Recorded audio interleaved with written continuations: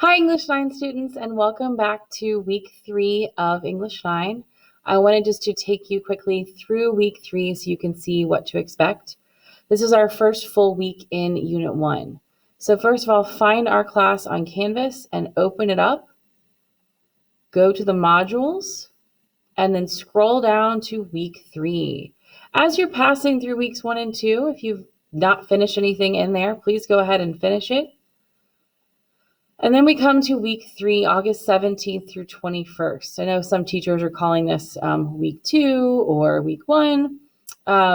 It's week 3, but it's August 17th through 21st. And I'll always put those dates there so you know when we're doing that. You'll see there's 3 assignments in here. And all 3 of these are virtual because we have a different activity we're going to be doing in class. And I'll talk about that a little bit at the end of the video, but I don't want to spoil it. So first you have a journal that's going to help you think about the story we're going to read this week and ask you to answer a few questions. What's something you fear? What is something that others in your family fear? And how do these fears shape and affect your lives? So think about those and then jot down your thoughts in complete sentences in the box below. Notice that it says, please respond in no fewer than 3 sentences. So jot those down, and then you can hit post reply. All right. Let's take a look at our next assignment. So back to modules. Once Upon a Time is the story we're reading this week. So I'll go ahead and open that up.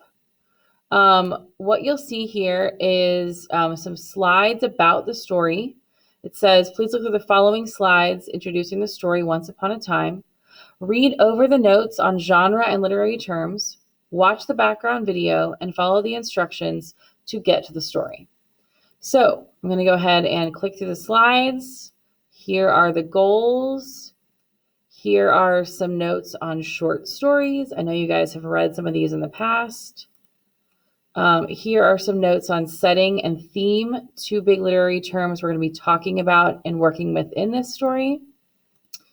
And here's a little bit of historical background and context. This is about the author, Nadine Gordimer, where she grew up and what it was like and how that might be impacting her story.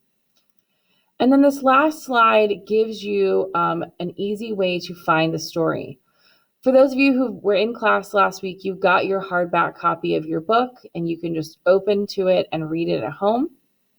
If you'd like to read it online, I've linked some directions for how to find our textbook.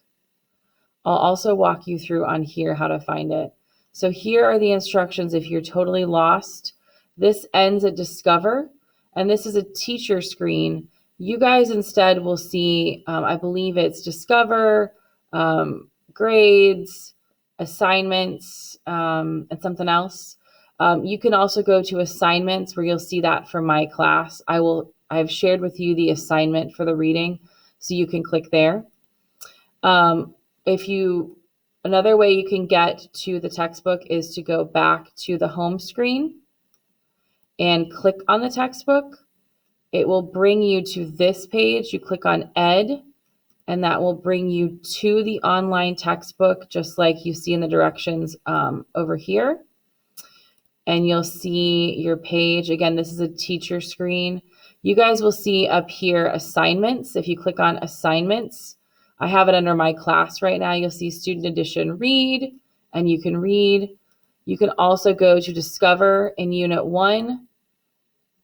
And then over on the side, scroll down to Once Upon a Time and read, and you'll see it there. So lots of ways to find the story. Let me get back to the good stuff.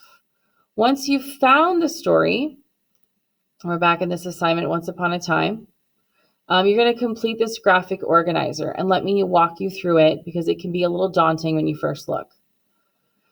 So these are some annotations. If you're reading online, hang on. Sorry for that brief interruption in the lights. My lights went out, so I was sitting still too long. All right, so back to your annotations for the week. You'll notice that these are the same questions in your online and paper editions of the textbook. So please don't worry about seeing these questions twice.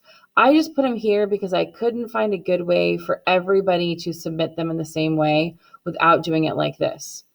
So if you thought about these as you were reading, that'll be even better. So for each one of these, you've got some directions at the top where it says annotate. That means take notes, and it tells you what to do, what to highlight. And then you'll see some questions like predict, what do you think will happen next?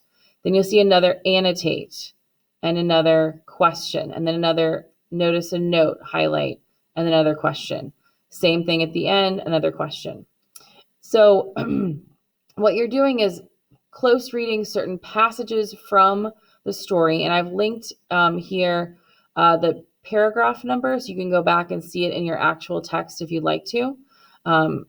Sometimes when you're close reading, looking at the context, the paragraphs around that paragraph can help. So look at those, then answer the questions. And when you finish that, you can submit. All right, let's go back to modules and pick up our third assignment. Your last assignment is a quiz. I'll open it up here, but I won't show it to you. So quiz, I'm not going to preview it here. It's 2 questions. It's a 5-point quiz. It's not very long. Once you finish reading and you've done all your annotations, take this quick quiz and you are finished with this story. Way to go.